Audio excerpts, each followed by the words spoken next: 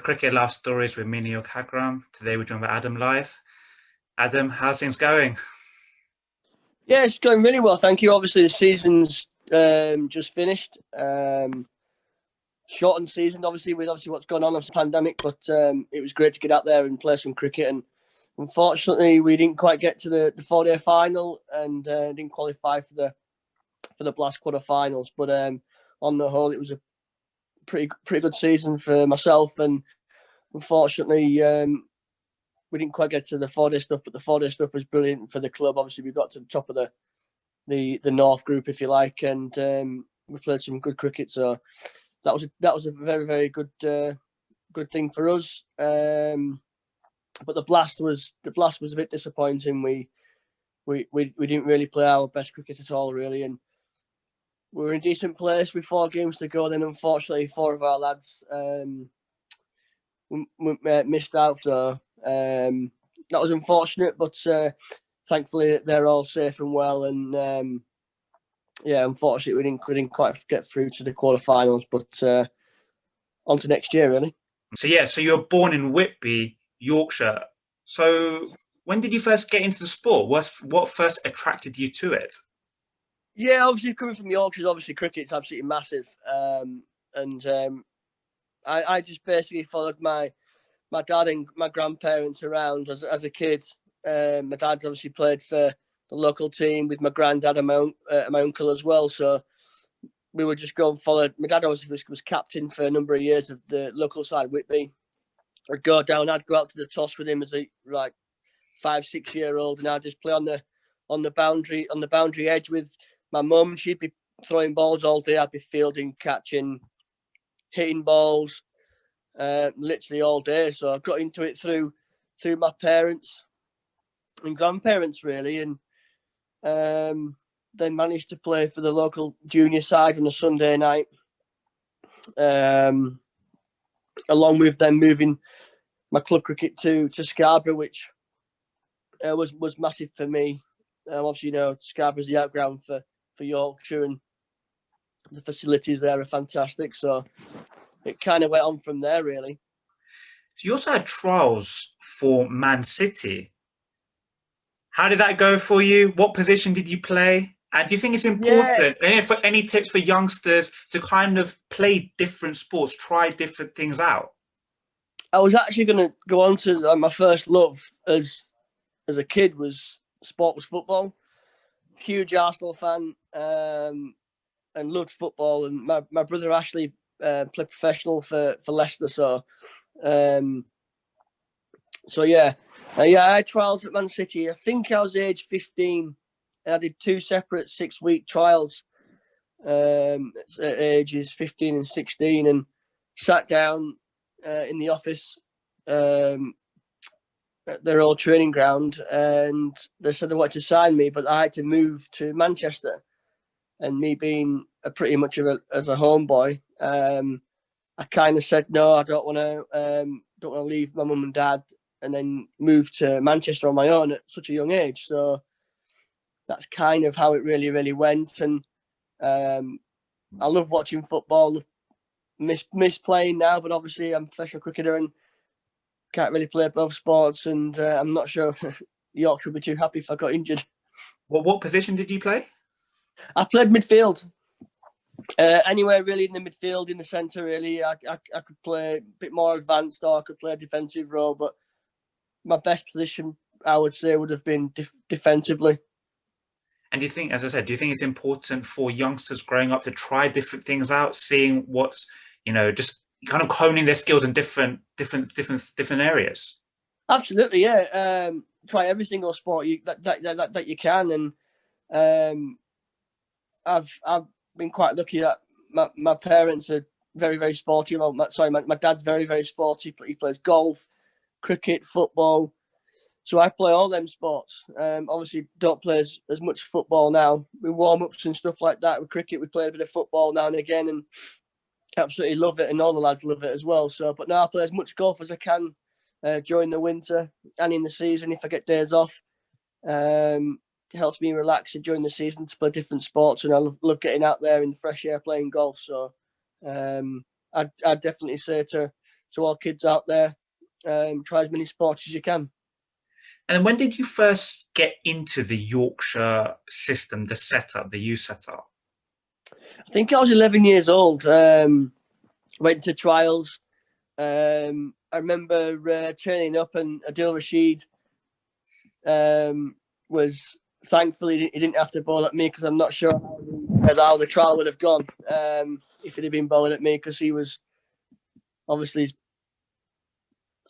he's unbelievable now, but he was the best thing I've ever seen at a young age through the age groups. So yeah, thankfully I dodged a bullet there with not facing Rash. So, but yeah, under 11s, and I went right the way through 11s, 12s, 13s, 14s, captain the 15s and the 17s as well. I guess I got picked up. I think I got picked up by one of the Yorkshire coaches when my school, Airy Hill, went. I think it was year 5. We went to play some on the outfield, and one of the coaches said, "Oh, I quite like the look of this lad," and I quite kept on. I thought it was quite funny, kept on hitting the ball into the tent where they were having food and drinks. I kept on hitting the ball into the tent. Quite mischievous of me, but yeah, I thought it was quite funny, and they picked me up from that really. So it went on from there. Were you always an opening batsman? So under 11s, I opened the bowling actually, little seamers. Then 13s, I batted number 3. So pretty much from about age of 13, really, I'm never really a bowler, but yeah, I'd say age of 13 onwards, I've always batted in the top 3. And then you were involved in various youth England squads. What other players were with you, and how was that as an experience at that age?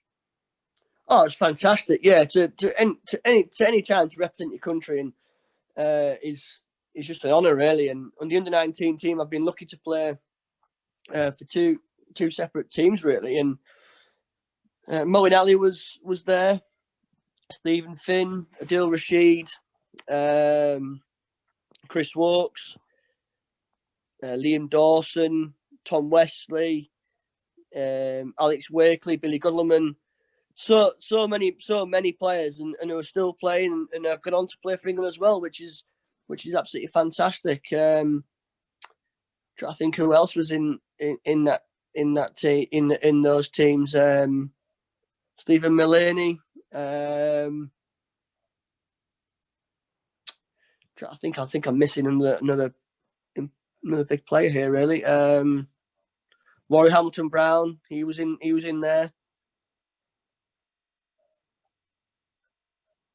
Must have given you confidence as a youngster must have given you confidence as a youngster being amongst that group as well. Was that important in your development? Yeah, obviously. I've known those guys and played against those guys for ages and for years, and yeah, to play alongside them, and even obviously when I made my international debut, there was still a couple of those guys around. It just made it even easier to be integrated into the group, really. So, but yeah, look, it was great to play for England 19s with those players, really, and so many of those have had a fantastic career and are still playing for England. So they've done fantastically well. It would be fair to say your main breakthrough year came in 2010. You nearly got 1,000 championship runs before May. What do you think clicked for you at the beginning of that season? Yeah, I'd say that's definitely my breakthrough season was 2010. I think really the thing really what would give me a lot of confidence was the captain, and at the time was Andrew Gale. I wasn't really playing a lot of cricket in the first team, and he said to me in Barbados when we were on pre-season tour, "Can you come to the bar? We can have a chat."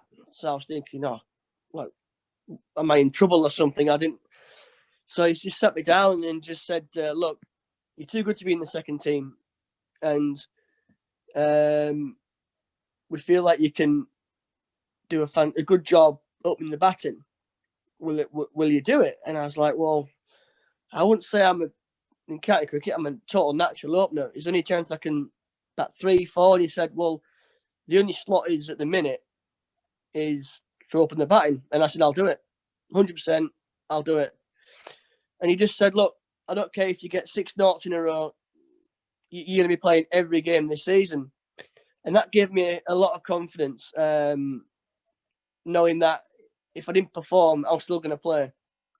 I was going to be playing 16 championship games that year, whether I got no runs or I got 100. So I think that gave me a massive confidence boost, knowing that is backing me, the club's backing me, and I'm going to get chances. So I think it paid off, really. And I don't think the first 2 innings didn't go so well, but after the first 2 innings, I think I got 90, a 70, and then I never really failed, really, for about 6 or 7 games in a row, really. And like you say, I think it was against Lancs, the game before end of May, I think it was. I think I needed about 82 something or 72, something like that, to get 1,000 runs by the end of May, and only been done a few times, and unfortunately didn't quite get there. But yeah, I had a fantastic year that year. Talk about you possibly getting an England call up then for the 2010-11 Ashes series. Did you have any conversations with the national selectors at that time? No. Yeah, there was a lot of media attention, I guess, around that. Remember I was doing interviews all the time, when I was getting close to that 1,000 runs mark before end of May. There was a heap of every single game I was getting asked stuff like around in England, and it would have been fantastic. Would I have been ready for that at that stage? Who knows? But yeah, I guess if I'd have got a few more hundreds that year, it might have come. But I think I only got 300s that year, and getting 1,400 and however how many runs I got. And I got out a lot in the 90s, which did frustrate me a little bit. But at the end of the day, it was a great year for me, and one that I look back very fond of. So what are the keys to opening the batting, and any advice, tips you can give to youngsters? Because it is a specialist role in the side that you do play. So any tips for young cricketers you can give? Yeah, it is such a specialist position, but I think you're going to try and play to your strengths. You see so many people talk about, oh, you've got to leave the ball well, and you do 100% have to leave the ball well, and you're going to be patient. You have to be in the longer format of the game. You have to be to be successful, but you have to also play to your strengths. The minute you start going away from your strengths, that's where you get into trouble. And I've been guilty of that in the past. Like I'm sure everybody has, when you go through little bits of dips of form, you start doubting yourself and sure, I should play different. Stick to your strengths and back your game plan. And then really enjoy the challenge, because it's very, very tough opening the batting. You've got probably the best bowlers bowling at you, with generally 3-4 slips all the time. And it is tough, but you're going to enjoy the challenge and stick your chest out and really embrace that. And like I said before, stick to your strengths and play your way is probably the biggest key and tip to anyone, really.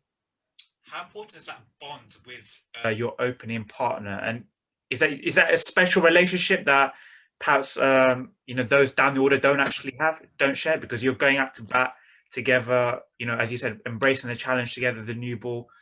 A word on that, maybe?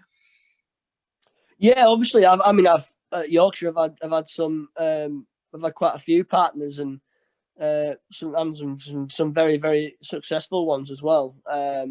Alex Lees in 2014. I think we averaged about 80 that year. We got on well on off the field. And he was a bit taller than me, and obviously me being quite shorter. That it really that the bowlers didn't really know how to bowl it if we got off strike, and the lengths were so different to bowling to me and to Alex. So that really worked well. Going back to 2010, Jack Rudolph. I opened a load with Jack Rudolph, and we were extremely close on and off the field. And I guess being a youngster, he took me under his wing, sort of thing, out in the middle. And there was another experienced player in the team, Anthony McGrath, who's obviously coach at Essex. If it wasn't for those two experienced guys, I probably wouldn't have got the amount of runs that I got that year. They were absolutely incredible, really, with the young group, and even the senior players, the more senior players at the club. They were fantastic role models, and the guidance they gave to everyone as they were senior players was second to none. So that really does help. At the minute, obviously opening with Tom Cadmore at Yorkshire. Again, he's very, very aggressive. So yeah, when he puts them under pressure, it does free up the bad balls, I guess, for me as well. So yeah, I've had some great partners, and obviously playing for England with obviously opening the batting with Alistair Cook. Yeah, that was just extremely good to watch him go about his business against the best bowlers in the world, and you can definitely see out obviously why he was so good and so consistent for England. You mentioned that every player goes through slight dip in form. 2011 and beginning of 2012, you're a bit in and out of the sides.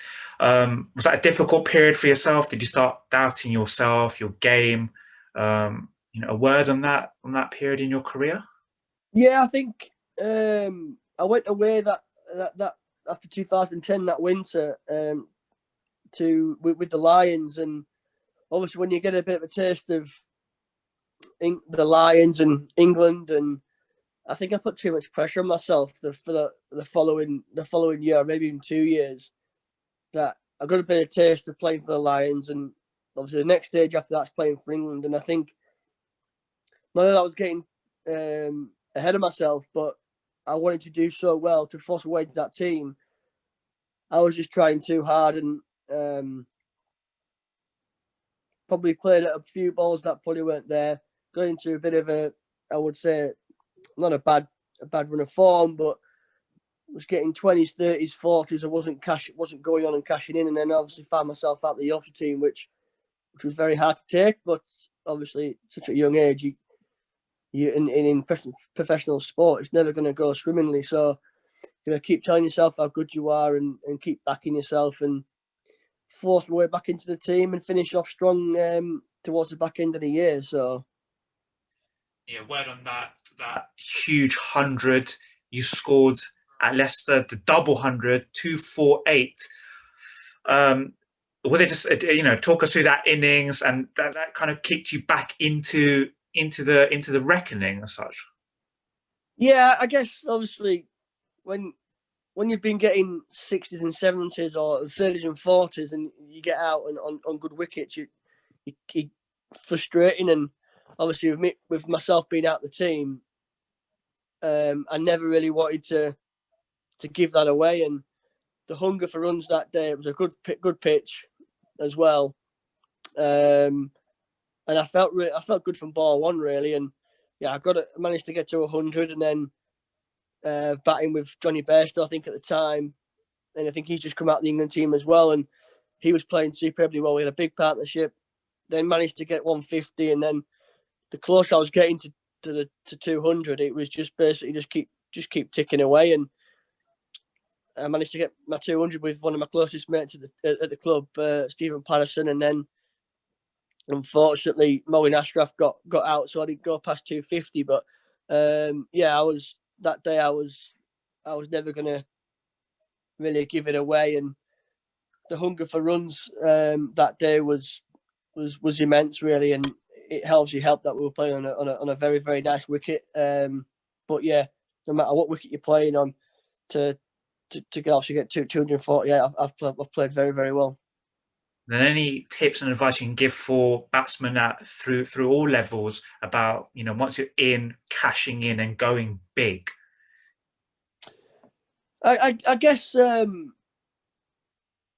when you've gone, just think back to all those low scores that you've had, because everyone goes through those periods where, if it's in league cricket, you might have only faced 5 or 6 balls, 6-7 games, but then when you get on top of a team, or when you face 40 balls and you're going well, just think of them low scores and think, today's going to be my day. Let's just carry on and hopefully cash in. And that's one thing now, as an opening batter, early season, you might struggle with, obviously, April and the forecast and things like that. It might be seaming around in bowler friendly conditions.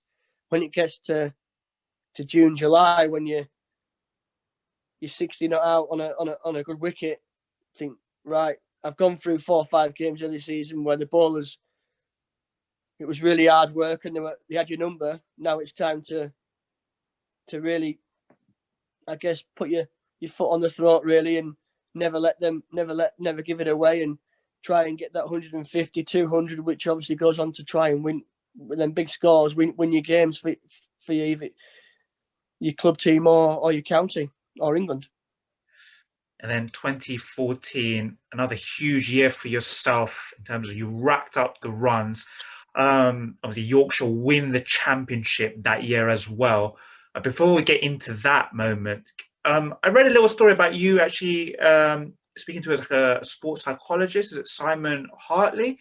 And I know you mentioned about your love of golf at the top of this chat. Maybe you can talk a little bit about that story. Yeah.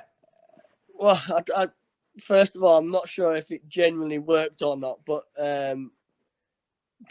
yeah. So obviously, I play golf to a decent standard. My handicap's 6, and I was getting out in the late 80s and late 90s too many times for my liking and I guess the club's liking. So they said, why don't you go up to Wycridge, which we're members at in Leeds, and do some 2-foot putts. Ended up getting 213 in a row or something, and missed the 214th, which you shouldn't miss because it was a 2-foot putt and it was a straight putt. So basically, it was just concentration that why I missed it. So anyway, so that year I think I got 7 championship hundreds. So I haven't been back since to do any putting. So that's. Was it all about concentration? Was that the reason for doing the drills? Drills, or what was it? What was it behind putting you through that kind of putting process? Yeah, for just one ball at a time, really, because I got out a heap, probably 10, 11, 12 times so I'd be fine up until I get to a point like to late 80s, and I'm thinking, right, well, it's 11, 12 runs now. Rather than just thinking of still batting and just keep going, it'd be like thinking of the 100 rather than just staying in the now. So I guess I took something from the putting, was just one ball at a time, really, which I mean, that's pretty much all I took from the putting, was just one ball at a time. So if I play and missed a ball on 98, I won't be thinking anything other than the next ball was going to come down. So, but that year, 2014, is without doubt the best that I've played. I scored big hundreds. I think I got two double hundreds that year. Could even have been 3, to be honest. Yeah, I played fantastic, and not just myself, but that's the best cricket I've witnessed at Yorkshire in 2014. The way we dominated county cricket that for them 2 seasons, 14 and 15, was second to none really. And yeah, when we won the championship at Notts, that's one of the best days of my career without a doubt. Yeah, I was going to say possibly the proudest moment in your career, having gone through the ranks and then bringing the title home, must have meant a lot to you and your family. Oh, absolutely, mate. Yeah. Look, I think on that day, I think there was, if I remember rightly, I think there was 9 or 10 have gone through the Yorkshire Academy. So, and obviously some of my closest mates to celebrate after the win with a beer and sitting in the change room for about 5 or 6 hours, just reminiscing and celebrating, was without doubt one of the best days of my career. And to have my family come down on the train to have a celebration with drink in the bar with all the rest of the families was just something that I'll never forget. And it just makes it even better as well. I got 100 as well to set up the win really with in that game at Notts. It was just it was an incredible year and one that I'll definitely never forget. And if I could have one moment playing for Yorkshire again, it would be that. It would definitely be that winning catch caught by Rich Pyre at backward point, bowled by Ryan Sidebottom at Trent Bridge, without a doubt. And then 2015, England's come calling.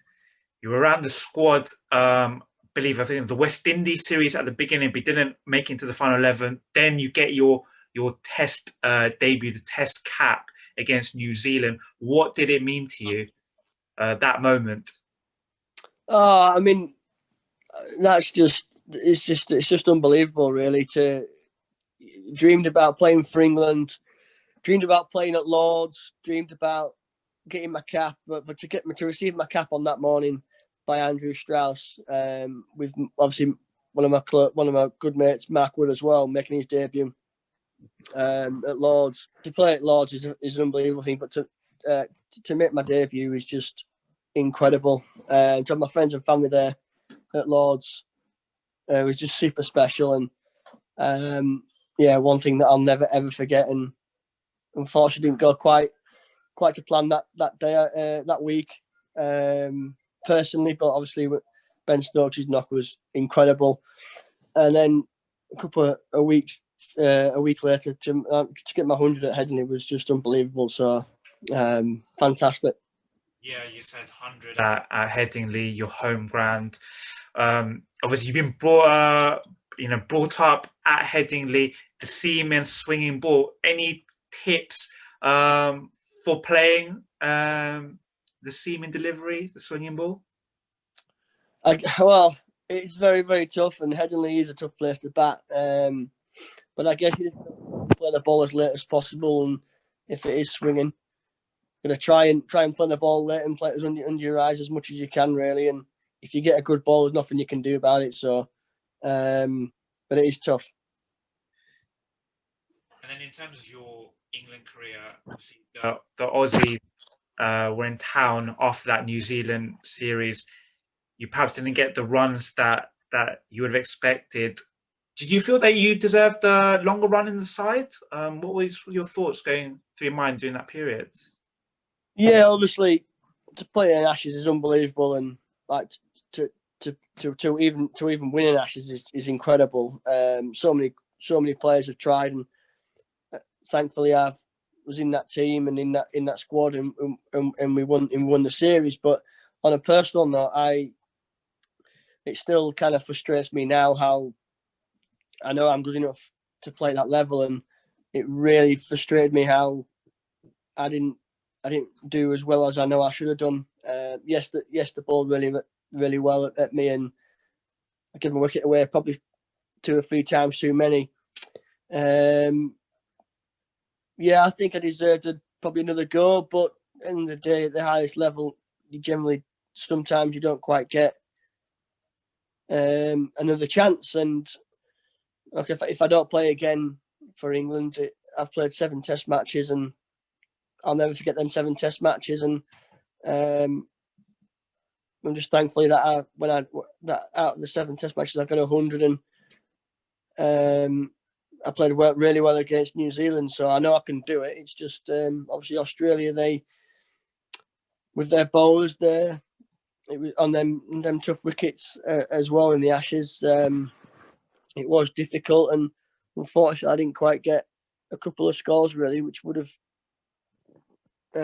given me the opportunity. But I would imagine to go to the UAE, which is where the next tour was, and obviously them wickets out there, obviously a good pitches. They'll take some spin, but I would have backed myself against Pakistan to do well out there. But unfortunately, I didn't quite get the opportunity to do that. People talk about Ashes cricket being the highest, most hostile. Was it hostile? Did you notice the difference being out there? Yeah, of course. Yeah, I mean, there was nothing untoward obviously went on, but yeah, there's when teams are on top, if that's us on top of Australia or Australia on top of us, yeah, without doubt, it's brilliant. It's just brilliant to be a part of. And if someone said to me, you're going to play again, you're going to play against Australia, I would jump at the chance. It's they're the games that you want to be involved in, and they're the teams you want to play against. So it was fantastic to be a part of, and the rivalry was incredible. So yeah, it's brilliant to be a part of, and something that I'd love to experience again. And then 2017, was it 2015? Yorkshire win the back-to-back championship. But I want to touch on 2017, that huge T20 100 you got for Yorkshire against Northants. How was that as an innings? And then also just a bit of tips and advice you can give in terms of adapting your game from the longer form to the shortest form. Is it difficult? Does your training have to adapt? A word on that, maybe?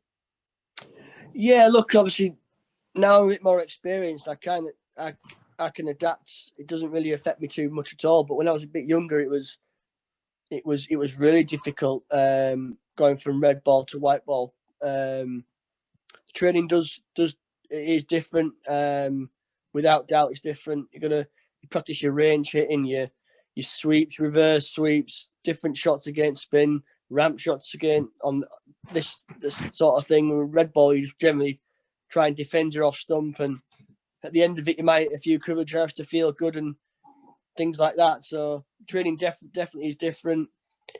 But that knock was from pretty much ball one. I'd never hit the ball like it in T20 cricket, out the middle. 161 off around 70 deliveries. I think it was 73. I mean, it is on record, and I do watch it quite a few times on Sky. So yeah, I think it was 73 knocks.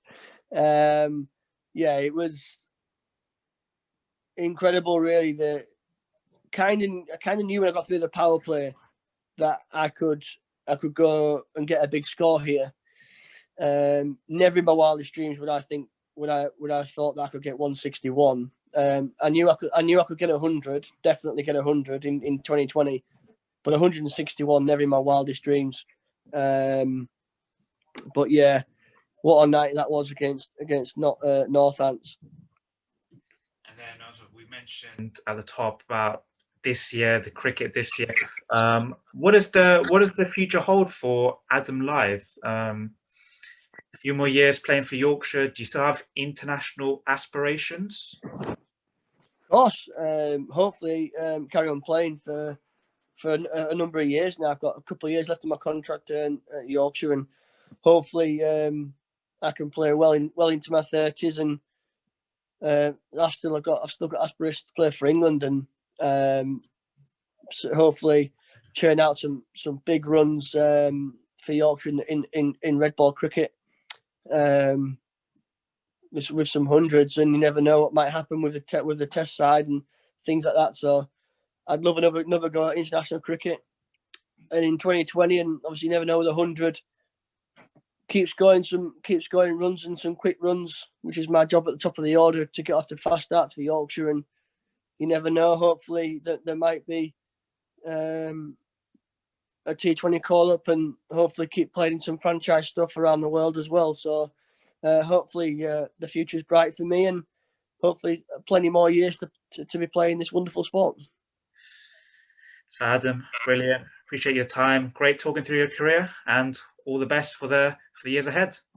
Thank you very much. The Neel Khagram, Cheers. Cricket Life Stories, Adam Lyth. Thank you.